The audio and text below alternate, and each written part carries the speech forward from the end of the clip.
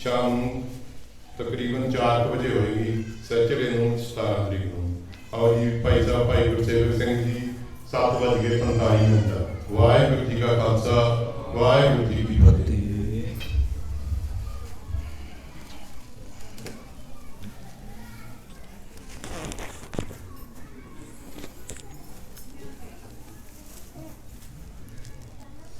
ਧੰਨ ਵਾਹਿਗੁਰੂ ਸਾਹਿਬ ਜੀ।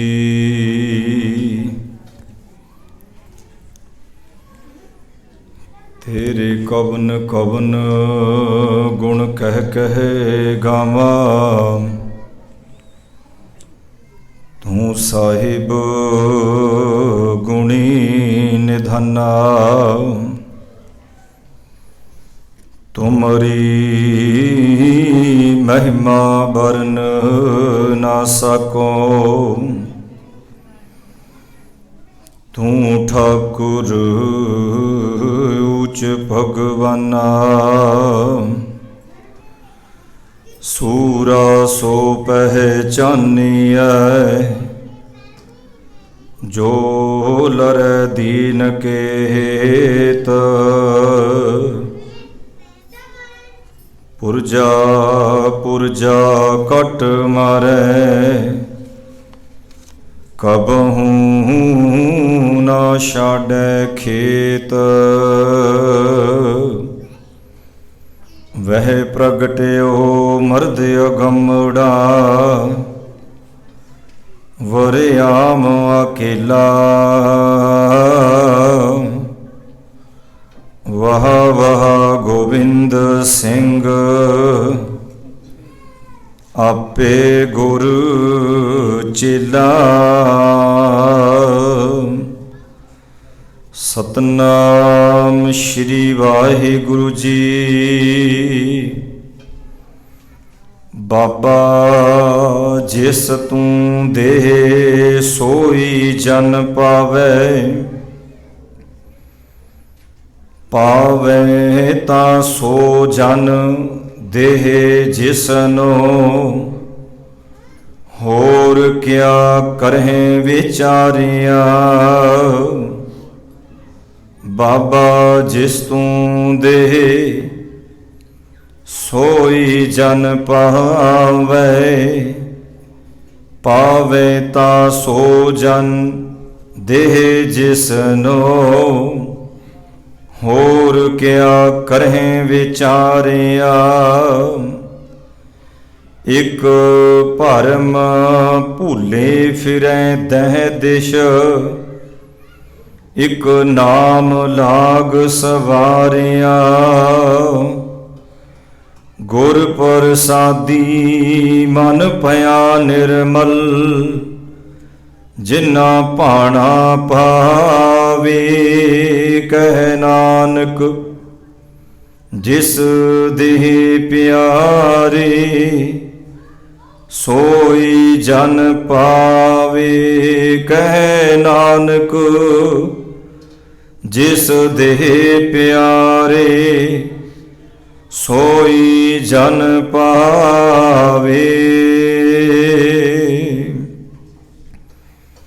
वाहिगुरु जी का खालसा वाहिगुरु जी की फतेह। सतगुरु गुरु गरीब निवाज, चवर छतर तखत दे मालक धन धन साहिब श्री गुरु ग्रंथ साहिब महाराज सच्चे पातशाह जी दी पावन और पवित्र गुरु गोद विच संध्या समय दे हर रोज की तरह सज रहे पावन दीवान वैसाखी खालसा पंथ दे साजना प्रगट दिवस के संबंध विच शहीदां दी ओ महान धरती, ओ पवित्र धरती गदरी बाबियां दा इतिहासक स्थान गुरुद्वारा साहिब स्टॉकटन विखे ये अज आपां गुरु रहमत सदका जो समागमां दी आरंभता कीती है। आरंभ दे विच हमेशा एक मंगला चरण ते आपां पढ़दे ही हाँ, तेरे कवन कवन गुण कह के गावां। ਪਰ ਉਹਦੇ ਨਾਲ ਹੀ ਇੱਕ ਮੰਗਲਾਚਰਨ ਆਪਾਂ ਪੜ੍ਹਿਆ ਸੀ ਸੂਰਮੇ ਦੇ ਬਾਬਤ। ਸੂਰਾ ਸੋ ਪਹਿਚਾਨੀਐ ਜੋ ਲੜੈ ਦੀਨ ਕੇ ਹੇਤ, ਪੁਰਜਾ ਪੁਰਜਾ ਕੱਟ ਮਰੈ ਕਬੂ ਨਾ ਛਾੜੈ ਖੇਤ। ਆਪਾਂ ਕਵਾਂਗੇ ਮਨਾ ਰਹੇ ਹਾਂ ਵਿਸਾਖੀ, ਖਾਲਸਾ ਸਾਜਨਾ ਦਿਵਸ, ਤੇ ਇਹ ਸੂਰਮੇ ਵਾਲੀ ਗੱਲ ਕਿੱਥੋਂ ਆ ਗਈ ਵਿਚਾਲੇ? ਕਿਉਂਕਿ ਕੌਮ ਸਾਡੀ ਬਹੁਤ ਅਵੇਸਲੀ ਹੋ ਗਈ ਹੈ।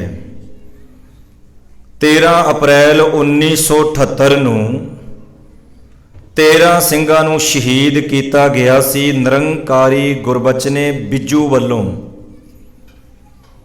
ਉਹ ਮਹਾਨ ਯੋਧੇ ਜਿਹੜੇ ਸਿਰਫ ਤੇ ਸਿਰਫ ਬਾਬਾ ਫੌਜਾ ਸਿੰਘ ਜੀ ਖੰਡ ਕੀਰਤਨੀਏ ਵਿੱਚੋਂ ਨਾਮ ਰਸੀਏ, ਜਿਹੜੇ ਸਿਰਫ ਤੇ ਸਿਰਫ ਇਸ ਕਰਕੇ ਰੋਕਣ ਵਾਸਤੇ ਗਏ ਸਨ। ਹੁਣ ਇਹ ਕਾਫੀ ਲੰਮਾ ਵਿਸਥਾਰ ਹੋ ਜਾਣਾ ਜੇ ਦੂਜੇ ਬੰਨੇ ਮੈਂ ਤੁਰ ਗਿਆ ਤੇ ਫਿਰ ਵਿੱਚੇ ਲੀਡਰ ਵੀ ਆ ਜਾਣਗੇ। ਮੈਂ ਕਹਿੰਦਾ ਆਪਾਂ ਮੁੱਦੇ ਤੇ ਰਹੀਏ ਜਿਹੜੀ ਗੁਰਮਤਿ ਦੀ ਵਿਚਾਰ ਹੈ ਬਾਣੀ ਦੀ, ਕਿਉਂਕਿ ਜੋ ਕੁਝ ਹੋਇਆ ਸੀ ਉਹ ਸਭ ਉਹਨਾਂ ਦੀ ਸ਼ਹਿ ਤੇ ਹੋਇਆ ਸੀ। ਉਹਨਾਂ ਨੂੰ ਇਤਿਹਾਸ ਤੇ ਸੂਰਮਿਆਂ ਦੀਆਂ ਸਾਖੀਆਂ ਚੰਗੀਆਂ ਲੱਗਦੀਆਂ ਜਿਹੜੇ ਸੂਰਮਿਆਂ ਨੂੰ ਪਿਆਰ ਕਰਦੇ, ਜਾਂ ਫਿਰ ਜਿਨ੍ਹਾਂ ਦੇ ਪੁੱਤ ਜਹਾਨੋਂ ਤੁਰ ਜਾਂਦੇ। ਪਾਤਸ਼ਾਹ ਜੀ ਕਹਿੰਦੇ ਸੋ ਤਨ ਜਾਣੈ ਪੀਰ ਪਰਈਆ, ਭਾਵ ਉਹੀ ਜਾਣਦਾ ਹੈ ਜਿਹਦੇ ਤਨ ਤੇ ਲੱਗਦੀ ਹੈ। ਅਵਰ ਕੇ ਜਾਣੈ ਪੀਰ ਪਰਈਆ। ਤੋਂ 1978 ਦੇ ਵਿੱਚ ਫਿਰ ਜਿਹੜਾ ਨਿਰੰਕਾਰੀ ਗੁਰਬਚਨਾ ਸੀ, ਹੋਰ ਬੜੇ ਉਮਰਾ ਨੰਗਲ ਵਰਗੇ ਜਿਹੜੇ ਉਸ ਸਮੇਂ ਮੌਕੇ ਸ਼੍ਰੋਮਣੀ ਕਮੇਟੀ ਦੇ ਵਿੱਚ ਮੌਜੂਦਾ ਅਹੁਦਿਆਂ ਤੇ ਸਨ, ਉਹਨਾਂ ਨੂੰ ਵੀ ਬਾਬਾ ਜਰਨੈਲ ਸਿੰਘ ਜੀ ਨੇ ਜਾ ਕੇ ਬਾਬਾ ਨਾਮ ਕਮਾਈ ਦਾ ਹੁੰਦਾ ਹੈ। ਬਾਬੇ ਹੋਰ ਬੜੇ ਨੇ ਪੰਜਾਬ ਵਿੱਚ, ਸਾਡੇ ਵਰਗੇ ਬਹੁਤ ਨੇ ਜਿਨ੍ਹਾਂ ਨੇ ਕੇਵਲ ਤੇ ਕੇਵਲ, ਜਿੱਦਾਂ ਗੁਰਬਾਣੀ ਵਿੱਚ ਬਚਨ ਆਉਂਦਾ ਨਾ ਬੜਾ ਮਹਾਨ ਬਚਨ, ਪੇਟ ਭਰਿਓ ਪਸ਼ੂਆ ਜਿਉ ਸੋਇਓ ਮਨੁੱਖ ਜਨਮ ਤੈ ਹਾਰਿਓ, ਜਿਨ੍ਹਾਂ ਨੇ ਕੇਵਲ ਤੇ ਕੇਵਲ ਇੰਜ ਕਹਿ ਲੋ ਛਕਣਾ ਛਕਾਉਣਾ ਭਜਨ ਬੰਦਗੀ ਕੋਈ ਨਹੀਂ, ਪਿੰਨੀਆਂ ਜੋਗੀ ਦੀ ਬੀਨ ਵਰਗੀਆਂ ਕੀਤੀਆਂ ਹੁੰਦੀਆਂ। ਇਹਨਾਂ ਲੋਕਾਂ ਤੋਂ ਜੁੱਤੀ ਆਪਣੇ ਹੱਥ ਨਾਲ ਨਹੀਂ ਪੈਂਦੀ ਤੇ ਕੌਮ ਦਾ ਕੀ ਸਵਾਰਨਗੇ ਇਹ। ਮੈਂ ਜਿਹੜੀ ਬੇਨਤੀ ਕਰ ਲੱਗਾ ਸਾਂ ਕਿ ਉਸ ਸਮੇਂ ਫਿਰ ਮੌਕੇ ਦੀ ਹਕੂਮਤ ਤੇ ਸ਼ਹਿ ਤੇ ਫਿਰ ਇਹ ਜਿਹੜਾ, ਕਿਉਂਕਿ ਹਮੇਸ਼ਾ ਹੀ ਜਿਹੜੇ ਪਖੰਡੀ ਸਾਧੜੇ ਹੁੰਦੇ ਆ ਉਹਨਾਂ ਦੀ ਪਿੱਠ ਹਮੇਸ਼ਾ ਮੌਕੇ ਦੀਆਂ ਸਰਕਾਰਾਂ ਜਿਹੜੀਆਂ ਉਹ ਪਿੱਛੇ ਖੜ ਜਾਂਦੀਆਂ ਨੇ। ਤਾਂ ਫਿਰ ਇਹ ਦਿੱਲੀ ਤੋਂ ਲੈ ਕੇ ਆਇਆ ਸੀ ਥਾਪੜਾ, 175 ਇਹਦੇ ਬਾਡੀਗਾਰਡ ਸਨ। ਮੈਂ ਨਹੀਂ ਬੋਲ ਰਿਹਾ, ਜੋ ਲਿਖਿਆ ਸਾਡੇ ਇਤਿਹਾਸ ਵਿੱਚ, ਹਿਸਟਰੀ ਵਿੱਚ, ਜੇ ਕਿਸੇ ਨੇ ਨਹੀਂ ਪੜ੍ਹਿਆ ਇਹਦੇ ਵਿੱਚ ਮੇਰਾ ਥੋੜੀ ਕੋਈ ਕਸੂਰ ਹੈ। 175 ਬਾਡੀਗਾਰਡ ਲੈ ਕੇ ਇਹ ਪੰਜਾਬ ਦੀ ਧਰਤੀ ਤੇ ਆਇਆ ਤੇ ਇਹਨੇ ਸ਼ੁਰੂਆਤ ਕਿੱਥੋਂ ਕੀਤੀ? ਗੁਰੂ ਰਾਮਦਾਸ ਮਹਾਰਾਜ ਜੀ ਦੀ ਧਰਤੀ ਤੇ। ਅੱਜ ਵੇਖੋ ਟਕੇ ਟਕੇ ਦੇ ਐਕਟਰ ਤੇ ਹੀਰੋਇਨਾਂ ਆਉਂਦੀਆਂ ਨੇ, ਗੁਰੂ ਰਾਮਦਾਸ ਸੱਚੇ ਪਾਤਸ਼ਾਹ ਦੀ ਪਰਿਕਰਮਾ ਤੇ ਆਲੇ ਦੁਆਲੇ ਫਿਲਮਾਂ ਦੀਆਂ ਸ਼ੂਟਿੰਗਾਂ ਕਰਕੇ ਚਲੀਆਂ ਜਾਂਦੀਆਂ, ਕੋਈ ਬੋਲਦਾ ਤੱਕ ਨਹੀਂ। ਤੇ ਮੈਂ ਕਈ ਦਫਾ ਸੋਚਦਾ ਵੀ ਜਿਨ੍ਹਾਂ ਨੂੰ ਤੁਸੀਂ ਕਹਿੰਦੇ ਹੋ ਇੰਟਰਨੈਸ਼ਨਲ ਪ੍ਰਚਾਰਕ, ਪੰਥ ਦੇ ਮਹਾਨ ਪ੍ਰਚਾਰਕ, ਨਾਲੇ $5100 ਦਿੰਦੇ ਹੋ, ਨਾਲੇ A ਕਲਾਸ ਜਹਾਜ਼ ਦੀ ਟਿਕਟ, ਨਾਲੇ ਸਨ ਫਰਾਂਸਿਸਕੋ ਤੋਂ ਲੈ ਕੇ ਵੀ ਆਉਨੇ ਆ, ਫੀਲਿੰਗਾਂ ਵੀ ਪੂਰੀਆਂ ਲੀਡਰਾਂ ਵਾਲੀਆਂ ਲੈਂਦੇ, ਕੌਮ ਦੀ ਗੱਲ ਕੋਈ ਨਹੀਂ ਕਰਦਾ। ਜੇ $5100 ਲੈ ਕੇ ਵੀ ਕੌਮ ਦੀ ਗੱਲ ਨਹੀਂ ਕਰਨੀ ਤੇ ਫਿਰ ਅਕਿਰਤ ਕਣ ਕਹਿੰਦੇ ਕਿਹਨੂੰ ਨੇ? ਸਿਆਣੇ ਤਾਂ ਸਮਝ ਹੀ ਜਾਂਦੇ ਨੇ, ਜਿਹਦੀ ਅਕਲ ਤੇ ਪੜਦਾ ਹੋਵੇ ਉਹਨੂੰ ਘੜੀ ਮੁੜੀ ਦੱਸਣਾ ਪਏਗਾ। ਪਰ ਕਹਿੰਦੇ ਜਦੋਂ ਵਿਸਾਖੀ ਦਾ ਦਿਹਾੜਾ ਸੀ 13 ਅਪ੍ਰੈਲ 1978, ਤੇ ਉਹਨੇ ਫਿਰ ਆ ਕੇ ਕੰਮ ਕੀ ਸ਼ੁਰੂ ਕੀਤਾ? ਉਹਨੇ ਆਪਣਾ ਪ੍ਰਚਾਰ ਸ਼ੁਰੂ ਕਰ ਦਿੱਤਾ। ਆਪ ਉਹ ਕਿਸ ਮਾਹੌਲ ਵਿੱਚ ਆਇਆ ਸੀ, ਕਾਫੀ ਵਿਸਥਾਰ ਦੀ ਲੋੜ ਹੈ। ਤੇ ਜਦੋਂ ਇਹ ਖਬਰ ਸੰਤ ਜਰਨੈਲ ਸਿੰਘ ਜੀ ਦੇ ਕੋਲ ਪਹੁੰਚੀ ਤਾਂ ਉਹ ਉਮਰਾ ਨੰਗਲ ਨੂੰ ਵੀ ਮਿਲਦੇ ਨਹੀਂ। ਉਮਰਾ ਨੰਗਲ ਵੀ ਕੰਨ ਝਾੜ ਗਿਆ, ਕਹਿੰਦਾ ਮੇਰੇ ਨਹੀਂ ਕੋਈ ਵੱਸ ਦੀ ਗੱਲ। ਮੇਰੇ ਵੱਸ ਦੀ ਗੱਲ ਨਹੀਂ। ਤੇ ਜਿਹੜੇ ਉਸ ਸਮੇਂ ਕੁਝ ਕੁ ਆਗੂ ਸਨ ਉਹ ਵੀ ਦੂਰ ਚਲੇ ਗਏ ਸਨ, ਆਪਣੀ ਜ਼ਿੰਮੇਵਾਰੀ ਤੋਂ ਭੱਜ ਗਏ। ਤਾਂ ਉਸ ਸਮੇਂ ਆਖਿਆ ਸੰਤਾਂ ਨੇ ਵੀ ਜੇ ਇਹ ਨਹੀਂ ਰੁਕਦਾ, ਪੋਸਟਰ ਲਗਾ ਦਿੱਤੇ ਗਏ ਸਨ ਆਪਣੇ ਵਿਸਾਖੀ ਵਾਲੇ ਦਿਨ, ਜਿਸ ਦਿਨ, ਕਿਉਂਕਿ ਵਿਸਾਖੀ ਨੂੰ ਕੋਈ ਇਸ ਤਰੀਕੇ ਨਾਲ ਵੇਖਦਾ ਵੀ ਕਣਕਾਂ ਪੱਕ ਗਈਆਂ, ਜ਼ਿਮੀਂਦਾਰ ਵੇਖਦਾ ਕਣਕਾਂ ਪੱਕ ਗਈਆਂ, ਵਿਸਾਖੀ ਆ ਗਈ।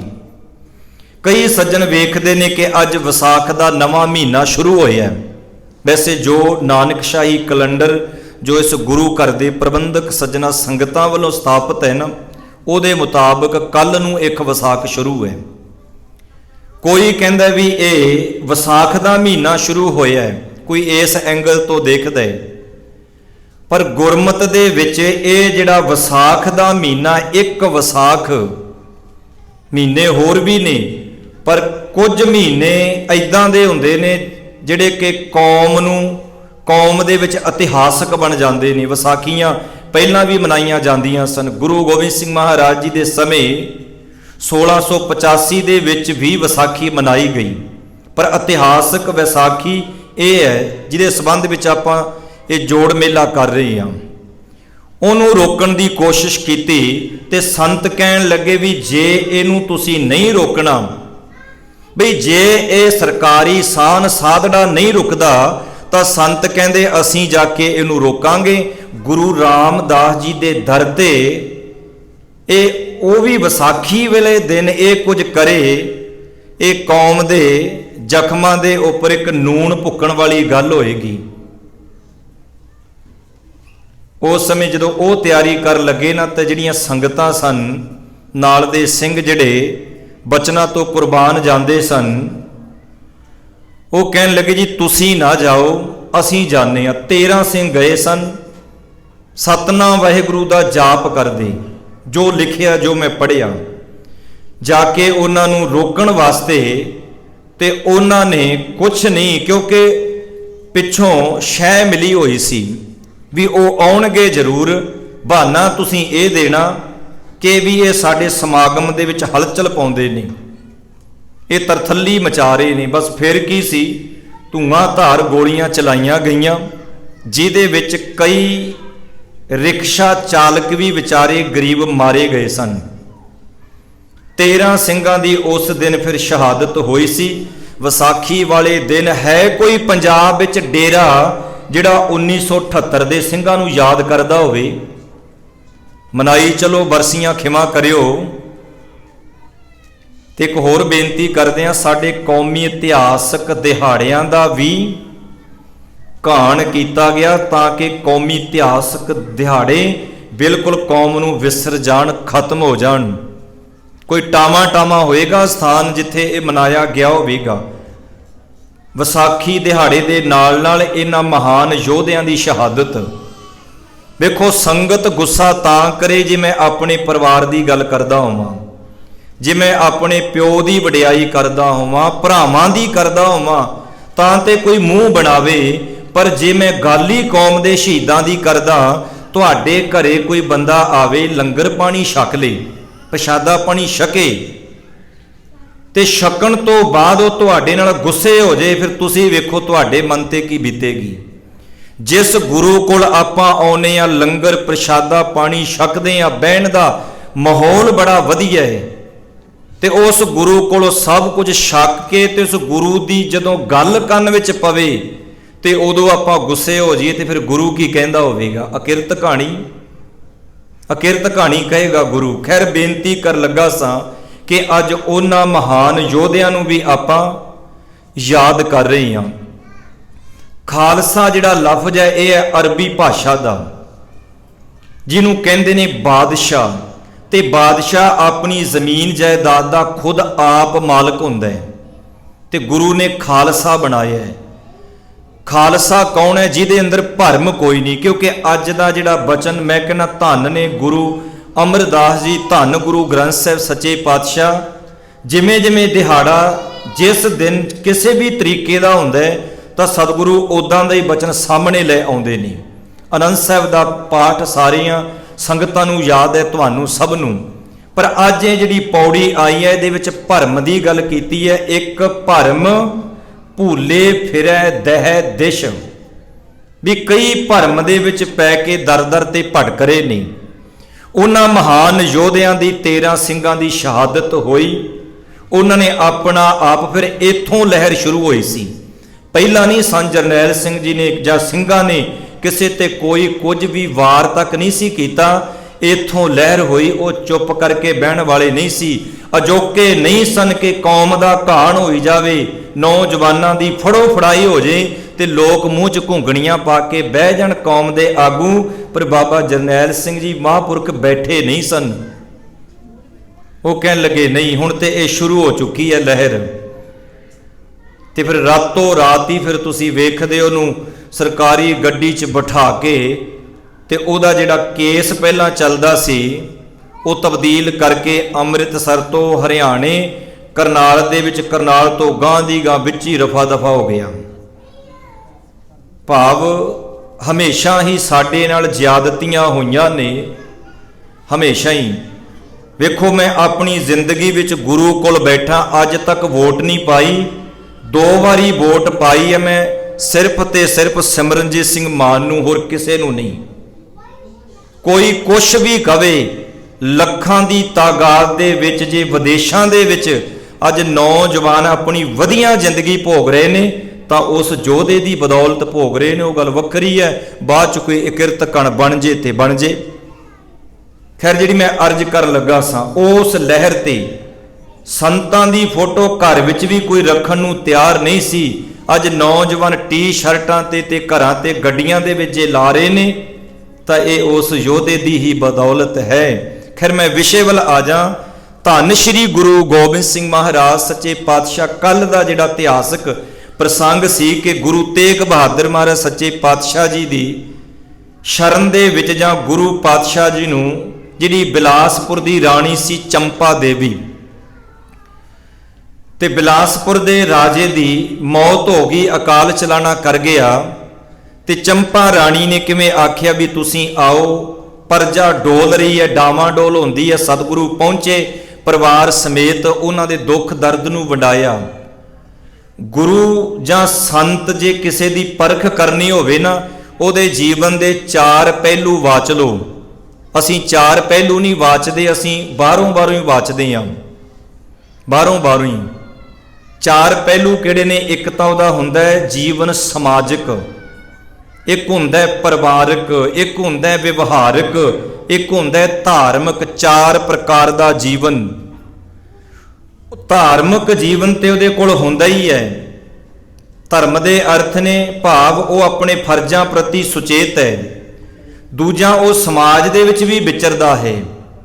ਤੀਜੀ ਗੱਲ, ਉਹ ਵਿਵਹਾਰਕ ਜੀਵਨ ਲੋਕਾਂ ਦੇ ਵਿੱਚ, ਕਾਰ ਵਿਹਾਰ ਕਿੱਦਾਂ ਦਾ ਹੈ। ਕਈ ਦਫਾ ਸਾਡਾ ਪਰਿਵਾਰਕ ਜੀਵਨ ਤਾਂ ਵਧੀਆ ਹੁੰਦਾ ਹੈ ਪਰ ਸਮਾਜਿਕ ਵਧੀਆ ਨਹੀਂ ਹੁੰਦਾ। ਜੇ ਸਮਾਜਿਕ ਵਧੀਆ ਹੁੰਦਾ ਤੇ ਪਰਿਵਾਰ ਦੇ ਨਾਲ ਇੰਜ ਕਹਿ ਲਓ ਸਾਡੀ ਜਿਹੜੀ ਸਾਂਝ ਹੈ ਉਹ ਕੁਰੱਖਤ ਭਰੇ ਬੋਲ ਹੁੰਦੇ ਨੇ। ਭਾਵ 4ਾਂ ਦੇ ਵਿੱਚੋਂ ਕੋਈ ਨਾ ਕੋਈ ਤੇ ਗੁਜ਼ਰਿਆ ਹੀ ਹੋਵੇਗਾ, ਖਤਮ ਹੋਵੇਗਾ। ਪਰ ਜਿਹਦੇ ਜੀਵਨ ਦੇ ਵਿੱਚ 4 ਪਹਿਲੂ ਨੇ ਉਹ ਬੰਦਾ ਹੁੰਦਾ ਧਰਮੀ। ਗੁਰੂ ਤੇਗ ਬਹਾਦਰ ਸਾਹਿਬ ਜੀ ਗਏ ਇੱਥੇ, ਪਰ ਇਸ ਰਾਣੀ ਨੂੰ ਪਤਾ ਲੱਗਿਆ ਵੀ ਸਤਿਗੁਰੂ ਜਾ ਰਹੇ ਨੇ ਪੰਜਾਬ ਮਾਲਵੇ ਵੱਲ, ਤਾਂ ਇਹ ਕਹਿਣ ਲੱਗੀ ਜੋ ਜਗ੍ਹਾ ਤੁਸੀਂ ਲੈਣੀ ਹੈ ਇੱਥੇ ਲੈ ਲਓ। ਤੇ ਇਹ ਕੱਲ ਆਪਾਂ ਬੇਨਤੀ ਕਰ ਹੀ ਚੁੱਕੇ ਆ ਕਿ ਸਤਿਗੁਰਾਂ ਨੂੰ ਭਾਵੇਂ ਉਹਨੇ ਜਗ੍ਹਾ ਦੇ ਦਿੱਤੀ ਸੀ, ਮੁਫਤ ਵਿੱਚ ਵੀ ਲੈ ਲਓ, ਪਰ ਸਤਿਗੁਰਾਂ ਨੇ ਮੁਫਤ ਵਿੱਚ ਲਈ ਨਹੀਂ ਸੀ। 500 ਰੁਪਏ ਉਸ ਸਮੇਂ ਦੇ ਜੋ ਇਤਿਹਾਸ ਕਹਿੰਦਾ ਹੈ, ਪ੍ਰਿੰਸੀਪਲ ਗੰਡਾ ਸਿੰਘ ਜੀ ਨੇ ਵੀ ਗੱਲ ਲਿਖੀ ਹੈ। 500 ਰੁਪਏ ਦੇ ਕੇ ਉਹ ਜਗ੍ਹਾ ਮੁੱਲ ਖਰੀਦੀ ਤਾਂ ਕਿ ਆਉਣ ਵਾਲੇ ਸਮੇਂ ਦੇ ਵਿੱਚ ਇਹਦੀ ਔਲਾਦ, ਇਹਦੇ ਪੁੱਤ ਪੋਤਰੇ ਕਿਤੇ ਆਨੰਦਪੁਰ ਸਾਹਿਬ ਦੇ ਉੱਪਰ ਕਾਬਜ ਨਾ ਹੋ ਜਾਣ। ਕਾਬਜ ਜਿਵੇਂ ਇਤਿਹਾਸਕ ਸਥਾਨ ਹੈ ਨਾ, ਇਹ ਕਿਸੇ ਇੱਕ ਦਾ ਨਹੀਂ ਹੈ। ਇਤਿਹਾਸਕ ਸਥਾਨ ਇਹ ਸਾਂਝਾ ਸੰਗਤ ਦਾ, ਇੱਕ ਸੈਂਟ ਦੇ ਨਾਲ, ਇੱਕ ਡਾਲਰ ਦੇ ਨਾਲ, ਤੁਹਾਡੀ ਮਿਹਨਤ ਕਮਾਈ ਦੇ ਨਾਲ ਇਹ ਬਣਿਆ ਹੈ। ਤੇ ਮੈਂ ਹਮੇਸ਼ਾ ਬੇਨਤੀ ਕਰਦਾ ਉਹਨਾਂ, ਗੁਰਦੁਆਰਾ ਉਹਦਾ ਜਿਹੜਾ ਗੁਰੂ ਦੀ ਗੱਲ ਮੰਨਦਾ ਹੈ। ਗੁਰਦੁਆਰਾ ਕਿਹਦਾ ਭਲਾ? ਜਿਹੜਾ ਗੁਰੂ ਦੀ ਗੱਲ ਮੰਨਦਾ ਹੈ। ਜਿਹੜਾ ਗੁਰੂ ਦੀ ਗੱਲ ਨਹੀਂ ਮੰਨਦਾ ਉਹਦਾ ਕੋਈ ਗੁਰਦੁਆਰਾ ਨਹੀਂ। ਖਿਮਾ ਕਰਿਓ ਜੇ ਮੈਂ ਗਲਤ ਹੋਵਾਂ ਤੇ ਭਾਵੇਂ 50 ਵਾਰੀ ਮਾਫੀ ਮੰਗਾ ਲਿਓ। क्योंकि गुरु ने सानू नीवा रहना भी दसिया। बेनती कर लगा सा सतगुरां ने जगह जे लई, खजाने विचों माया दे के जगह खरीदी, नाम माखोवाल तो नानकी चक पिया। नानकी चक तो बाद फिर इहदा नाम श्री आनंदपुर साहिब पिया। ते आनंदपुर साहिब की धरती ते जो सतगुरु सच्चे पातशाह तैयारी करते सन ना मालवे वाल जाण दी, 6-7 साल सतगुरु जी आनंदपुर साहिब तो बाहर प्रचारक दौरा भी किया। 1600 तकरीबन 64 तो लैके फिर उस तो बाद 1672 दे वे सतगुरु जी फिर वापस आए, बाबा बकाला दी धरती ते भी रहे, गुरु बन के भी प्रगट होए। पर सतगुरु सच्चे पातशाह जी उस तो बाद जो आनंदपुर की धरती ते ने, कुछ कश्मीरी पंडित इतिहास तुसीं सुनिया है कि वह किरपा राम की अगवाई के हेठ आउंदे ने, गुरु तेग बहादुर साहब जी दीवान वे सजे ने, ते जेड़े वो पंडित आए ने उन्हां दे उपर औरंगजेब की जुल्म की तलवार लटक रही सी। बड़ा उन्हां दे मन दे विच निराशता है, उदासी पन है। इतिहास कहंदे, वेखो ये नहीं कदे कहना, कह जाने आपां कई दफा कि गुरु तेग बहादुर साहब जी सोचण लग पे। गुरु नहीं सोचदा, सोच सकते हैं आपां, सोचदा हमेशा बंदा वो हुंदा है जिहड़ा चिंतातर होवे। दरअसल गुरु तेग बहादुर जी बैठे ने, पर उन्हां दे आउण वाले फ्यूचर भविष्यत काल दा करना की है, वो हथ जोड़ के बैठे ने। पातशाह जी बड़ा जुल्म ते अत्याचार हो रहे हैं, ते औरंगजेब ने कश्मीर ही क्यों चुनिया सी? क्योंकि कश्मीर ही एक ऐसी धरती सी जिथों दे कश्मीरी पंडित बड़े विद्वान ते दार्शनिक लोग सन। होर भी जगह बड़ी सी, पर वह कहंदा सी जे पहलां विद्वानां नूं, इन्हां दार्शकां नूं, दार्शनिक लोकां नूं जे मैं मुसलमान बना ला तां जिहड़े दूजे ने आम इन्हां वास्ते कोई औखा काम नहीं, मैं मिनटों मिनट कर देना है। हुण उन्हें शुरुआत ही कश्मीर तो की, गुरु की शरण में आए, उन्होंने बहुत कुछ किया, बड़ा कुछ। वेखो अज दिल्ली भी तुसीं देखिया सोशल मीडिया राही कि गुरु तेग बहादुर साहब जी का बुत बना के बनाउण वास्ते तैयारियां कर रहे हैं, तो संगत है जिहड़ी वो रोस कर रही है। गुरु तेग बहादुर साहब का बुत की, गुरु तेग बहादुर साहब नूं असीं हुण सिखां दे विच संगत विच हनुमान बना के पेश करांगे। जिहड़े सतगुरु जी अपनी बाणी विच बुतां दी नखेदी करते रहे, बुतां दा खंडन करते रहे, ते अज उसे गुरु दे बुत बनावांगे आपां? कदी नहीं। जागण दी लोड़ है सिखो तुहानू, समय समय दे नाल इस पासे गुरु ग्रंथ साहिब महाराज जी नूं तोड़ के बुत तां पंजाब दे विच जिउंदे जागदी बथेरे फिरदे ने, हुण तां पत्थरां दे बनाउणे शुरू कर दित्ते।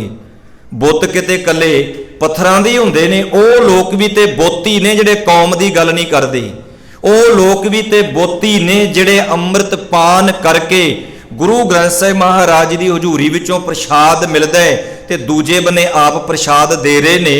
कि ये गुरु ग्रंथ साहिब महाराज जी दे शरीक नहीं? तुसीं अपनी जमीर दी आवाज़ सुनियो, लोक ला छड्डो, शरीक है कि नहीं? ਜਿਹੜਾ ਤਿਹਾਵਲ ਕੜਾ ਪ੍ਰਸ਼ਾਦ ਅਰਦਾਸ ਹੋ ਕੇ ਮੁਖ ਵਾਕ ਹੋ ਕੇ ਕਿਰਪਾਨ ਭੇਟ ਹੋ ਕੇ ਤਿਆਰ ਹੁੰਦਾ ਹੈ, ਤੇ ਕੀ ਉਹ ਸ਼ਰੀਕ ਨਹੀਂ ਬਣ ਰਹੇ ਗੁਰੂ ਸਾਹਿਬ ਦੀ ਬਰਾਬਰੀ? ਖੈਰ ਬੇਨਤੀ ਜਿਹੜੀ ਮੈਂ ਕਰਨ ਲੱਗਾ ਸਾਂ ਕਿ ਗੁਰੂ ਤੇਗ ਬਹਾਦਰ ਸਾਹਿਬ ਦੀ ਸ਼ਰਨ ਵਿੱਚ ਆਏ, ਬੜੇ ਉਦਾਸੇ ਨੇ, ਮੁਖ ਤੋਂ ਆਵਾਜ਼ ਨਹੀਂ ਆਉਂਦੀ। ਪਰ ਪਹਿਲਾਂ ਉਹ ਦਰ ਦਰ ਤੇ ਗਏ ਸਨ। ਕੋਈ ਮੰਦਿਰ ਵਿੱਚ ਗਿਆ, किसी ने ब्रह्मे नूं, किसी ने शिव जी नूं, थां थां ते गए, पर अखीर उन्होंने एक आवाज़ पई। आवाज़ पता नहीं बाहरों जां कितों, उहदे अंदरों उन्होंने आत्मा की आवाज़ सुनी कि जे तुहाडी सुन सकदा है कोई तां आनंदपुर जाओ, गुरु हरगोबिंद साहिब महाराज जी का पुत्र, बांह साडी पकड़िए, हरगोबिंद के चंद साडी बांह फड़ो।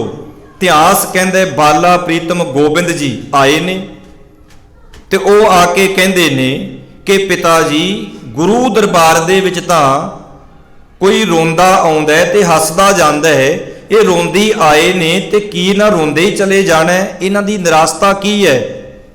ਕਿਉਂਕਿ ਖਾਲਸਾ ਪੰਥ ਸਾਜਣ ਦੀ ਲੋੜ ਕਿਉਂ ਪਈ? ਔਰ ਉਹ ਕਹਿਣ ਲੱਗੇ ਦੱਸੋ ਇਹਨਾਂ ਦੀ ਵਜ੍ਹਾ ਕੀ ਹੈ ਰੋਣ ਦੀ, ਉਦਾਸੀਪਣ ਦੀ? ਤਾਂ ਗੁਰੂ ਤੇਗ ਬਹਾਦਰ ਸਾਹਿਬ ਸੱਚੇ ਪਾਤਸ਼ਾਹ ਕਹਿੰਦੇ ਵੀ ਇਹਨਾਂ ਦਾ ਧਰਮ ਖਤਰੇ ਵਿੱਚ ਹੈ, ਡੁੱਬਦਾ ਜਾ ਰਿਹਾ ਹੈ। ਤੇ ਗੋਬਿੰਦ ਰਾਏ ਕਹਿਣ ਲੱਗੇ ਕੋਈ ਉਪਾਅ, ਕੋਈ ਤਰੀਕਾ ਹੈ ਵੀ ਬਚ ਜੇ, ਕਿਉਂਕਿ ਗੁਰੂ ਗੋਬਿੰਦ ਸਿੰਘ ਮਹਾਰਾਜ ਸੋਹਣ ਸਿੰਘ ਸੀਤਲ ਨੂੰ ਪੜ੍ਹੋ। ਸ਼੍ਰੀ ਗੁਰੂ ਗੋਬਿੰਦ ਸਿੰਘ ਸਾਹਿਬ ਮਹਾਰਾਜ ਜੀ ਮਨੁੱਖਤਾ ਦਾ ਰਹਿਬਰ, ਮਨੁੱਖਤਾ ਦਾ ਰਹਿਬਰ। ਘਰੇ ਕਿਤਾਬਾਂ ਜਾਂ ਇੰਟਰਨੈਟ ਤੋਂ ਤੁਸੀਂ ਡਾਊਨਲੋਡ ਕਰ ਲਿਆ ਕਰੋ, ਜੇ ਇੱਕ ਪੇਜ ਵੀ ਹਫ਼ਤੇ ਵਿੱਚ ਪੜ੍ਹ ਲਈਏ ਫਿਰ ਵੀ ਬੜਾ ਕੁਝ ਪ੍ਰਾਪਤ ਹੋਣਾ ਹੈ। ਪਰ ਪੜ੍ਹਦੇ ਨਹੀਂ, ਸਾਰਾ ਜ਼ੋਰ ਲੜਨ ਤੇ ਹੀ ਲਾਇਆ ਹੋਇਆ ਹੈ। ਜਾਂ ਮੇਰੇ ਵਰਗਿਆਂ ਨਾਲ ਲੜੀ ਜਾਣਗੇ ਜਾਂ ਫਿਰ ਆਪਸ 'ਚ ਹੀ ਆਖੋ ਸਤਨਾਮ ਸ਼੍ਰੀ ਵਾਹਿਗੁਰੂ।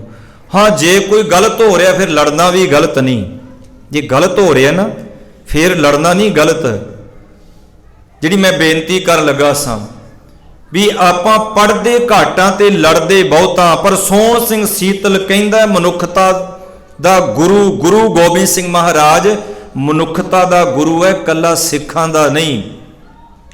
ਤੇ ਮਨੁੱਖਤਾ ਤਾਂ ਹਰ ਇੱਕ ਦੇ ਅੰਦਰ ਹੈ, ਹਿੰਦੂ ਵਿੱਚ ਵੀ ਹੈ, ਮੁਸਲਮਾਨ, ਜੈਨੀ, ਬੋਧੀ, ਪਾਰਸੀ ਸਭ ਦੇ ਵਿੱਚ ਹੈ। ਪਰ ਸਤਿਗੁਰੂ ਜੀ ਕਹਿਣ ਲੱਗੇ ਕੋਈ ਉਪਾਅ ਹੋ ਸਕਦਾ ਹੈ, ਕਿਉਂਕਿ ਸਤਿਗੁਰੂ ਗੁਰੂ ਤੇਗ ਬਹਾਦਰ ਸਾਹਿਬ ਜੀ ਆਪਣੇ ਪੁੱਤਰ ਦੇ ਅੰਦਰੋਂ ਹੀ ਉਹ ਬੋਲ ਕਢਾਉਣਾ ਚਾਹੁੰਦੇ ਸਨ ਕਿ ਕੀ ਇਹ ਆਉਣ ਵਾਲੇ ਸਮੇਂ ਦੀ ਵਾਂਗ ਡੋਰ ਸਾਂਭ ਸਕਦਾ। ਤਾਂ ਸਤਿਗੁਰੂ ਜੀ ਕਹਿਣ ਲੱਗੇ ਉਪਾਅ ਹੋ ਸਕਦਾ। ਗੁਰੂ ਨਾਨਕ ਦੇ ਘਰ ਵਿੱਚ ਕੀ ਨਹੀਂ ਹੋ ਸਕਦਾ। ਬਾਣੀ ਤੁਸੀਂ ਰੋਜ਼ ਪੜ੍ਹਦੇ ਹੋ, ਮੈਂ ਕਹਿੰਦਾ ਸਿੱਖ ਇਸ ਬਾਣੀ ਦਾ ਪਾਠ ਕਰਨ ਵਾਲਾ ਸਾਚੇ ਸਾਹਿਬਾ ਕਿਆ ਨਾਹੀ ਘਰ ਤੇਰੇ, ਇਸ ਬਾਣੀ ਦਾ ਪਾਠ ਕਰਨ ਤੇ ਸੁਣਨ ਵਾਲਾ ਜਦੋਂ ਉਹ ਇੱਥੇ ਬਹਿ ਕੇ ਇੰਡੀਆ ਫੋਨ ਕਰਦਾ, ਜੋਤਸ਼ੀ ਨੂੰ ਪੁੱਛਦਾ ਵੀ ਮੇਰਾ ਵੀਜ਼ਾ ਲੱਗੂ ਕਿ ਨਹੀਂ, ਅੱਗੇ ਹੋਰ ਮੇਰੇ ਕਾਗਜ਼ ਪੂਰੇ ਹੋ ਜਾਣਗੇ ਕਿ ਨਹੀਂ, ਤਾਂ ਫਿਰ ਇਉਂ ਨਹੀਂ ਲੱਗਦਾ ਵੀ ਅਸੀਂ ਗੁਰੂ ਰਾਮਦਾਸ ਜੀ ਦੀ ਬਾਣੀ ਨੂੰ, ਗੁਰੂ ਅਮਰਦਾਸ ਜੀ ਦੀ ਬਾਣੀ ਨੂੰ ਚੈਲੰਜ ਕਰ ਰਹੇ ਹਾਂ। ਸਾਚੇ ਸਾਹਿਬਾ ਕਿਆ ਨਾਹੀ ਘਰ ਤੇਰੇ ਦਾ ਅਰਥ ਕੀ ਹੈ? ਤਾਂ ਗੁਰੂ ਤੇਗ ਬਹਾਦਰ ਸਾਹਿਬ ਸੱਚੇ ਪਾਤਸ਼ਾਹ ਕਹਿਣ ਲੱਗੇ ਕਿਉਂ ਨਹੀਂ ਹੋ ਸਕਦਾ? ਪਾਤਸ਼ਾਹ ਦੱਸੋ ਕਿੱਦਾਂ, ਕਰੋ ਫਿਰ ਕੁਝ। ਤਾਂ ਸਤਿਗੁਰੂ ਜੀ ਕਹਿੰਦੇ ਜੇ ਕੋਈ ਮਹਾਬਲੀ, ਕੋਈ ਸੰਤ ਮਹਾਂਪੁਰਸ਼ ਆਪਣੇ ਸੀਸ ਦਾ ਬਲੀਦਾਨ ਦਵੇ। ਵੇਖੋ ਸੰਤ ਮਹਾਂਪੁਰਸ਼ ਜਿਹੜਾ ਕੋਈ ਪੂਰਾ ਕਰਨੀ ਵਾਲਾ। ਤੇ ਮੈਂ ਹਮੇਸ਼ਾ ਬੇਨਤੀ ਕਰਦਾ ਵੀ ਜਿਹੜੇ ਗੁਰੂ ਸਾਹਿਬ ਦੇ ਵਿਰੋਧੀ ਨੇ, ਜਿਹਨੂੰ ਪੰਜਾਬੀ ਵਿੱਚ ਕਹਿੰਦੇ ਆ ਵੀ ਜਿਹੜੇ ਆਮ ਨੇ ਦੁੱਕਾ ਤਿੱਕਾ, ਉਹਨਾਂ ਨੂੰ ਬਿਲਕੁਲ ਮੈਂ ਤਾਂ ਮੰਨਦਾ ਨਹੀਂ। ਕੋਈ ਮੰਨੇ 1000 ਵਾਰੀ ਮੰਨੇ, ਮੱਥਾ ਟੇਕੇ, ਜੋ ਮਰਜ਼ੀ ਕਰੇ। ਜਿਹੜੇ ਭਜਨ ਬੰਦਗੀ ਵਾਲੇ ਉਹਨਾਂ ਅੱਗੇ ਸੀਸ ਝੁਕਦਾ ਹੈ, ਉਹਨਾਂ ਦੇ ਬਾਰੇ ਆਪਾਂ ਕਦੀ ਨਹੀਂ ਬੋਲਿਆ। ਜਿਹੜੀ ਅਰਜ਼ ਕਰਨ ਲੱਗੇ ਸਾਂ, ਕਿਉਂਕਿ ਗੁਰਬਾਣੀ ਵਿੱਚ ਜ਼ਿਕਰ ਆਇਆ ਜੋ ਦੀਸੈ ਗੁਰ ਸਿੱਖੜਾ। ਸਿੱਖੜਾ ਦੇ ਅਰਥ ਤੁਸੀਂ ਪੜ੍ਹ ਕੇ ਦੇਖ ਲਓ ਮਹਾਨ ਕੋਸ਼ ਵਿੱਚ ਜਾਂ ਗੁਰਬਾਣੀ ਵਿੱਚ।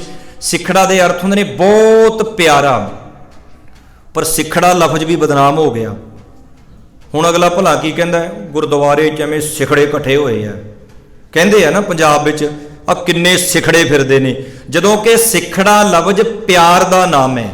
ਗੁਰਬਾਣੀ ਵਿੱਚ ਲਿਖਿਆ ਜੋ ਦਿਸੈ ਗੁਰ ਸਿੱਖੜਾ ਤਿਸ ਨਿਮ ਨਿਮ ਲਾਗੋਂ ਪਾਏ ਜਿਉ, ਪਰ ਗੁਰ ਸਿੱਖੜਾ ਦਿਸੇ। ਪਿਆਰ ਵਾਲਾ, ਬਾਣੀ ਨੂੰ ਪਿਆਰ ਕਰਨ ਵਾਲਾ ਕੋਈ ਦਿਸੇਗਾ ਤੇ ਪਾਤਸ਼ਾਹ ਜੀ ਕਹਿੰਦੇ ਫੇਰ ਉਹਦੇ ਚਰਨਾਂ ਦੀ ਮੈਂ ਧੂੜ ਹਾਂ। ਖੈਰ ਬੇਨਤੀ ਕਰਾਂ, ਸਤਿਗੁਰੂ ਜੀ ਕਹਿਣ ਲੱਗੇ ਹੋ ਸਕਦਾ। ਤਾਂ ਉਸ ਸਮੇਂ ਜਦੋਂ ਆਖਿਆ ਨਾ ਵੀ ਕੋਈ ਮਹਾਬਲੀ ਯੋਧਾ ਸੰਤ ਮਹਾਂਪੁਰਖ, ਤਾਂ ਵੇਖੋ ਇੱਥੇ ਇੱਕ ਬਹੁਤ ਵੱਡੀ ਸਾਨੂੰ ਸਿੱਖਿਆ ਮਿਲਦੀ ਹੈ। ਇੱਕ ਪੁੱਤਰ ਨੂੰ ਆਪਣੇ ਪਿਤਾ ਦੇ ਉੱਪਰ ਭਰੋਸਾ ਕਿੰਨਾ ਹੈ। ਜਿਉਂ ਬਾਲਕ ਪਿਤਾ ਉੱਪਰ ਕਰੇ ਬਹੁ ਮਾਣ। ਇੱਥੇ ਜਿੰਨੇ ਵੀ ਤੁਸੀਂ ਬੈਠੇ ਹੋ ਨਾ, ਤੁਸੀਂ ਸੰਗਤ ਹੋ, ਸੰਗਤ ਅੱਡ ਅੱਡ ਨਹੀਂ ਵੀ ਜਾਂ ਉਹ ਕੋਈ ਹੋਰ ਹੈ ਜਾਂ ਕੋਈ ਉਹ ਹੋਰ ਹੈ। ਵੀ ਜੇ ਤਾਂ ਸੰਗਤ ਹੋ ਫਿਰ ਗੁਰੂ ਤੁਹਾਡੇ ਵਿੱਚ ਬੈਠਾ। ਵਿੱਚ ਸੰਗਤ ਹਰ ਪ੍ਰਭ ਵਸੈ ਜੀਓ। ਜਿਹੜਾ ਗੁਰੂ ਕੋਲ ਬੈਠਾ ਉਹ ਸੰਗਤ ਹੈ। ਬਾਅਦ ਵਿੱਚ ਜਾ ਕੇ ਚਲੋ ਸਮਾਜਿਕ ਪਰਿਵਾਰਕ ਆਪੋ ਆਪਣੀਆਂ ਰਿਸ਼ਤੇਦਾਰੀਆਂ ਹੁੰਦੀਆਂ ਨੇ, ਪਰ ਸਿੱਖ ਨੇ ਸਿਧਾਂਤਾਂ ਨਾਲ ਨਹੀਂ ਕਦੇ ਸਮਝੌਤਾ ਕਰਨਾ। ਉਂਝ ਕੋਈ ਜਿਹਨੂੰ ਮਰਜ਼ੀ ਮੰਨੇ, ਪਰ ਜਦੋਂ ਗੱਲ ਸਿੱਖੀ ਦੀ ਆਉਂਦੀ ਆ ਉਦੋਂ ਕਹਾਂਗੇ ਨਹੀਂ ਭਰਾਵਾ, ਮੈਂ ਗੁਰੂ ਦੇ ਹੁਕਮ ਤੋਂ ਨਹੀਂ ਉਲਟ ਜਾਣਾ। ਬੇਨਤੀ ਕਰਨ ਲੱਗੇ ਸਾਂ, ਕਿੰਨਾ ਮਾਣ ਹੈ ਜਦੋਂ ਆਖਿਆ ਨਾ ਕੋਈ ਮਹਾਬਲੀ ਤੇ ਇੱਕਦਮ ਜਾ ਕੇ ਆਪਣੇ ਪਿਤਾ ਗੁਰੂ ਤੇਗ ਬਹਾਦਰ ਸਾਹਿਬ ਨੂੰ ਜੱਫੀ ਪਾ ਲਈ। ਕਹਿੰਦੇ ਪਿਤਾ ਜੀ ਤੁਹਾਡੇ ਨਾਲੋਂ ਮਹਾਬਲੀ ਕੌਣ ਹੈ? ਕਦੀ ਅਸੀਂ ਆਖਿਆ ਇਦਾਂ ਕਿ ਗੁਰੂ ਗ੍ਰੰਥ ਸਾਹਿਬ ਸੱਚੇ ਪਾਤਸ਼ਾਹ ਜੀ ਤੁਹਾਡੇ ਨਾਲੋਂ ਵੱਡਾ ਹੋਰ ਬਾਬਾ ਕੌਣ ਹੈ? ਤੁਹਾਡੇ ਨਾਲੋਂ ਵੱਡਾ ਗੁਰੂ ਹੈ ਕੌਣ ਦੁਨੀਆ ਵਿੱਚ?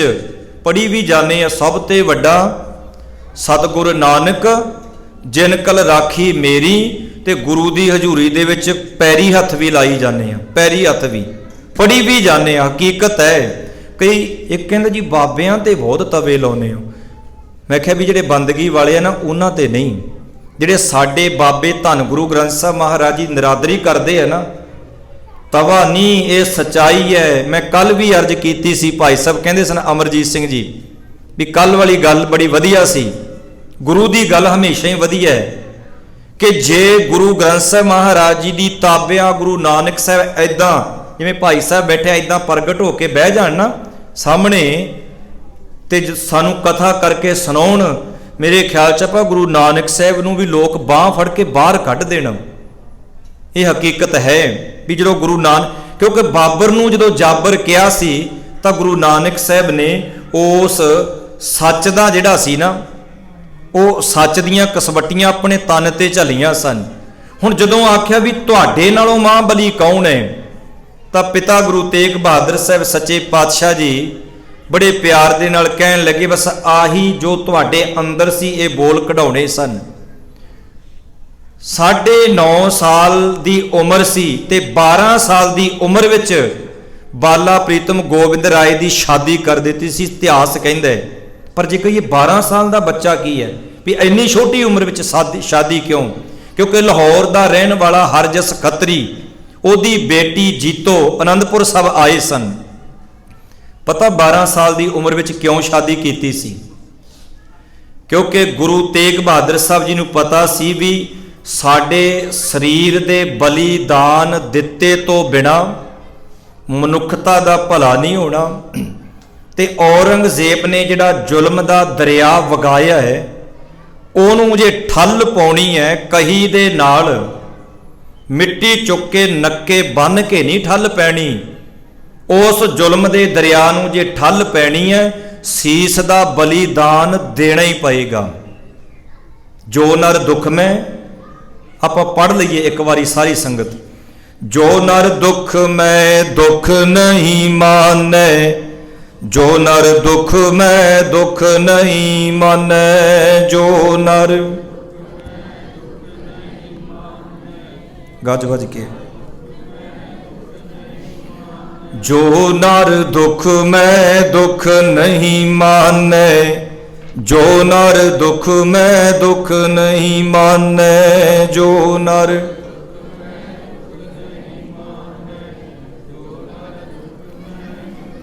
ਸੁਖ ਸਨੇਹੁ ਅਰ ਪੈ ਨਹੀਂ ਜਾਕੈ, ਕੰਚਨ ਮਾਟੀ ਮਾਨੈ, ਸੁਖ ਸਨੇਹੁ ਅਰ ਪੈ ਨਹੀਂ ਜਾਕੈ, ਕੰਚਨ ਮਾਟੀ ਮਾਨੈ, ਸੁਖ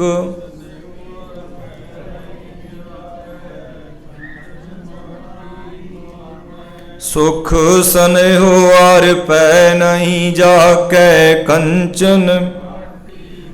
ਆਖੋ ਸਤਨਾਮ ਸ਼੍ਰੀ ਵਾਹਿਗੁਰੂ।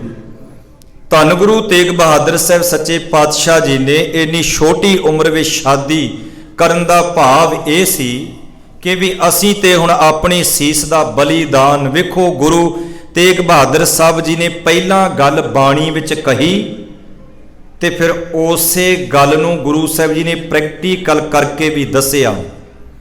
ਸਤਿਗੁਰੂ ਜੀ ਜਾਣ ਤੋਂ ਪਹਿਲੋਂ ਇਹ ਪ੍ਰਚਾਰ ਉਹਨਾਂ ਨੇ ਕਰਨਾ ਸ਼ੁਰੂ ਕਰ ਦਿੱਤਾ ਕਿ ਵੀ ਕਿਸੇ ਵੀ ਰਾਜੇ ਬਾਦਸ਼ਾਹ ਦੀ ਪਰਵਾਹ ਨਹੀਂ ਕਰਨੀ। ਜੇ ਤੁਸੀਂ ਸੱਚੇ ਜੇ ਫਿਰ ਕਹਿੰਦੇ ਸੱਚ ਤੋਂ ਭੱਜਣਾ ਨਹੀਂ, ਡਰਨਾ ਨਹੀਂ। ਭੈ ਕਾਹੂ ਕੋ ਦੇਤ ਨਹਿ, ਨਹਿ ਭੈ ਮਾਨਤ ਆਨ, ਕਹੋ ਨਾਨਕ ਸੁਨਰੇ ਮਨਾ, ਗਿਆਨੀ ਤਾਹੇ ਬਖਾਨ।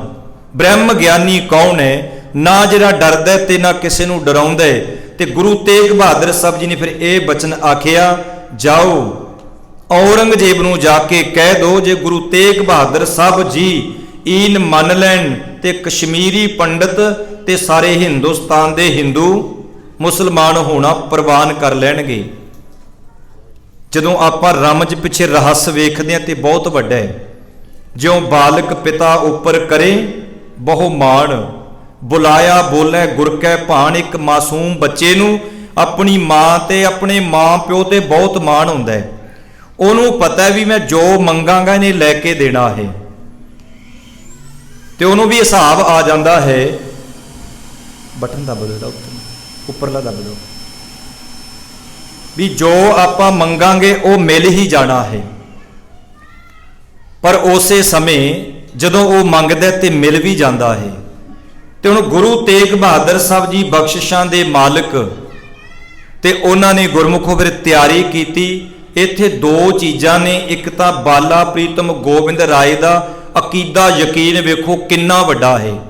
ਬਾਲਾ ਪ੍ਰੀਤਮ ਗੋਬਿੰਦ ਰਾਏ ਕਹਿਣ ਲੱਗੇ, ਪਿਤਾ ਜੀ ਜੇ ਤੁਹਾਡੇ ਸਿਰ ਦਿੱਤਿਆਂ, ਜੇ ਤੁਹਾਡੇ ਸ਼ਹਾਦਤ ਦਿੱਤਿਆਂ, ਕਿਸੇ ਮਾਵਾਂ ਦੇ ਪੁੱਤਰ, ਕਿਸੇ ਦਾ ਧਰਮ, ਜੇ ਮਨੁੱਖਤਾ ਦੇ ਚਿਹਰੇ ਦੇ ਉੱਪਰ ਦੁਬਾਰਾ ਹਾਸੇ ਆ ਸਕਦੇ ਨੇ, ਤਾਂ ਮੈਂ ਇਹਨਾਂ ਲੋਕਾਂ ਤੋਂ ਆਪਣੇ ਪਿਤਾ ਨੂੰ ਤੋਰਨ ਦੇ ਵਾਸਤੇ ਤਿਆਰ ਹਾਂ, ਪਰ ਮੈਂ ਇਹਨਾਂ ਦੇ ਮੁਖ ਤੇ ਹਾਸੇ ਵੇਖਣਾ ਚਾਹੁੰਦਾ।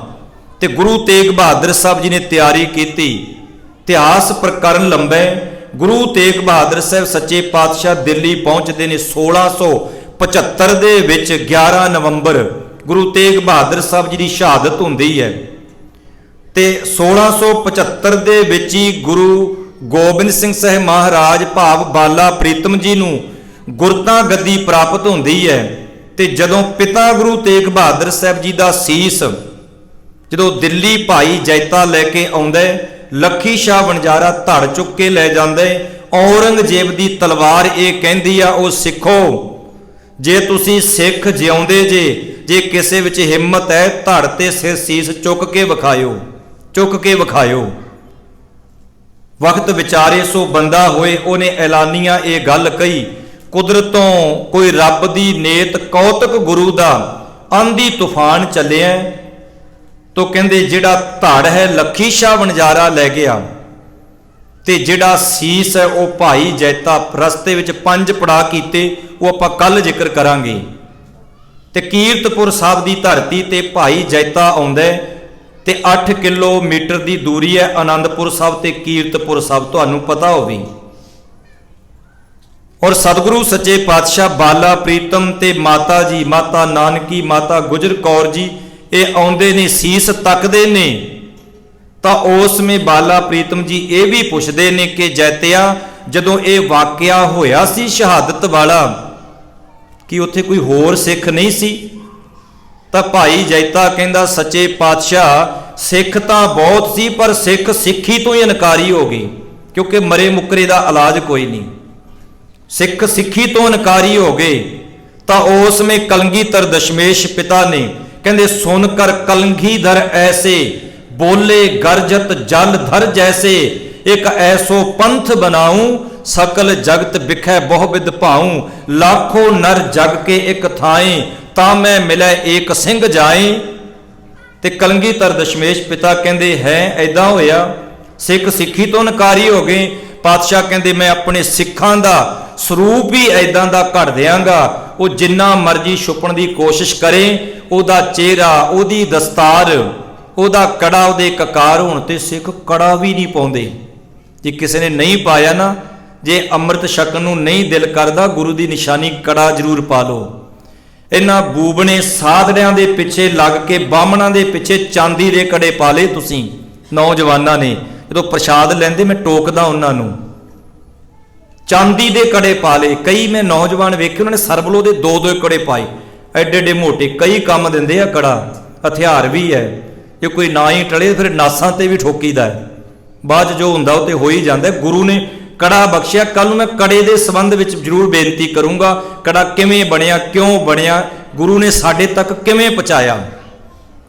ਜਿਹੜੀ ਮੈਂ ਬੇਨਤੀ ਕਰਨ ਲੱਗਾ ਸਾਂ ਕਿ ਮੇਰੇ ਸਤਿਗੁਰੂ ਸੱਚੇ ਪਾਤਸ਼ਾਹ ਨੇ ਦਾਤਾਂ ਦਿੱਤੀਆਂ ਨੇ। ਆਓ ਸ਼ਬਦ ਵੱਲ ਆ ਕੇ ਮੈਂ ਫਤਿਹ ਦੀ ਸਾਂਝ ਕਰਾਂ। ਪਾਤਸ਼ਾਹ ਕਹਿੰਦੇ, ਬਾਬਾ ਜਿਸ ਤੂੰ ਦੇ ਸੋਈ ਜਨ ਪਾਵੇ। ਕੱਲ ਇੱਥੋਂ ਹੀ ਸ਼ੁਰੂ ਕਰਾਂਗੇ ਆਪਾਂ। ਭਾਈ ਜੈਤੇ ਨੇ ਫਿਰ ਜਦੋਂ ਅਰਜ਼ ਕੀਤੀ, ਸਤਿਗੁਰਾਂ ਨੇ ਅੱਗੋਂ ਕਿਵੇਂ ਖਾਲਸਾ ਪੰਥ ਦੇ ਸੰਬੰਧ ਦੇ ਵਿੱਚ ਕਿਵੇਂ ਉਹ ਤਿਆਰੀ ਕਰਦੇ ਨੇ, ਕਿਵੇਂ ਸਤਿਗੁਰੂ ਜੀ ਮਿਆਨ ਵਿੱਚੋਂ ਸ਼ਮਸ਼ੀਰ ਕੱਢ ਕੇ ਕਹਿੰਦੇ ਨੇ, ਕਿਵੇਂ ਫਿਰ ਆਵਾਜ਼ ਦੇ ਕੇ ਸੁੱਤੀ ਹੋਈ ਅਣਖ ਤੇ ਜ਼ਮੀਰ ਨੂੰ ਜਗਾਉਂਦੇ ਨੇ। ਸੁਣ ਕਰ ਕਲਗੀਧਰ ਐਸੇ ਬੋਲੇ ਗਰਜਤ ਜਲ ਧਰ ਜੈਸੇ, ਜਿਵੇਂ ਇੰਜ ਕਹ ਲੋ ਅਸਮਾਨਾਂ ਦੇ ਵਿੱਚ ਬਿਜਲੀ ਗਰਜਦੀ है। धर लूंगा एक एक को शमशीर के आगे, रख दूंगा सीना जिगर का चीर के आगे। दुनिया तो झुकती है तकदीर के आगे, तकदीर भी झुक जाएगी मेरी शमशीर के आगे। लोग तां तकदीरां अगे झुकदे ने। जदों पुछीए भी की होया, कहंदे तकदीर ही नहीं काम करदी, लकीरां ही नहीं काम करदियां। लकीरां तां जरदा मल मल के घसातीआं, लकीरां की करन। पर कलगीधर दशमेश पिता जी कहते लोग तकदीरां दी गल करते हैं, तकदीरां अगे झुकते हैं, पर तकदीर मेरी शमशीर अगे भी झुकेगी। कल नूं आपां बेनती करांगे भी एक भरम भूले फिरै दह दिस, एक नाम लाग सवारिया। क्योंकि इतिहास भी जरूरी सी। कई सज्जना ने आख्या भी कि खालसा साजना दे विच चल रहा है भी नालों नाल चलो बाणी भी ठीक है, पर नालों नाल तुसीं इतिहास भी जरूर सुणाओ। तो संगत की मैं बेनती ये प्रवान करदियां होइयां, वेखो तुसीं बड़े अदब सत्कार दे नाल बड़ा मन खुश हुंदा है, खास करके भी जदों तुसीं बड़े ध्यान एकाग्रता दे नाल सुनदे हो। गुरु की गल है, मेरी कोई नहीं। हर कीआं कथा कहानियां गुरमीत सुनाइयां। लोकां ने आ गुरमीत लफज भी चोरी कर लिया, आपदे बाबे नाल ही जोड़ लिया। सुन लो फिर हुण गुरमीत तो कथा बैठा हुण करनाल विच। इसलिए हर कीआं कथा कहानियां सरसे लफ्ज भी गुरु ग्रंथ साहब चो चोरी कर लिया। एक कहना गुरु ग्रंथ साहब जी दे विच हमारे बाबा जी का नाम लिखिया है। मैं कहा गुरु ग्रंथ साहब जी दे विच तां इह भी आउंदा सावन सरसी। हुण सरसे वाला लभ लिया तो हुण सरसी भी लभ लो, ये भी लभ लिया। फिर कितों हकीकत है, ये प्रमाण देने पैंदे सानू। जदों लोग तुहाडी गुरबाणी दी निंदिया करदे, गुरबाणी नूं चोरी करदे, ते आपां गल क्लीयर भी ना करिए, तो जिहड़ा गल सुन के भी औखा हुंदा उहदा मेरे कोल तां कोई इलाज नहीं। गुरु साहब भी उन्होंने समत बख्शिश करन। भुल चुक दी क्षमा, बेअंत भुल्लां बचन गुरु का जान के हिरदे विच वसाउणा। औगण ना चितारनी। वाहिगुरू जी का खालसा, वाहिगुरू जी की फतेह। वाहिगुरू जी का खालसा, वाहिगुरू जी की फतेह। ये सन भाई साहब भाई गुरसेवक सिंह जी, ਅਸੀਂ ਇਹਨਾਂ ਦੇ ਬਹੁਤ ਬਹੁਤ ਧੰਨਵਾਦੀ ਹਾਂ ਜਿਨ੍ਹਾਂ ਨੇ ਆਪ ਸੰਗਤਾਂ ਨੂੰ ਗੁਰ ਸ਼ਬਦ ਦੇ ਨਾਲ ਜੋੜਿਆ। ਹੁਣ ਮੈਂ ਬੇਨਤੀ ਕਰਾਂਗਾ ਭਾਈ ਸਾਹਿਬ ਭਾਈ ਲਖਵਿੰਦਰ ਸਿੰਘ ਜੀ ਹਜ਼ੂਰੀ ਰਾਗੀ ਸ੍ਰੀ ਦਰਬਾਰ ਸਾਹਿਬ ਅੰਮ੍ਰਿਤਸਰ ਉਸ ਸਟੇਜ ਤੇ ਆ ਜਾਣ। ਤਕਰੀਬਨ 9 ਵਜੇ ਤੱਕ ਆਪ ਸੰਗਤਾਂ ਨੂੰ ਕੀਰਤਨ ਸਰਵਣ ਕਰਵਾਉਣਗੇ। ਇੱਕ ਦੋ ਬੇਨਤੀਆਂ, ਆਪ ਸੰਗਤਾਂ ਦੀ ਸਿਹਤ ਦਾ ਖਾਸ ਖਿਆਲ ਰੱਖਦੇ ਹੋਏ ਮੈਨੇਜਮੈਂਟ ਨੇ ਕੁਝ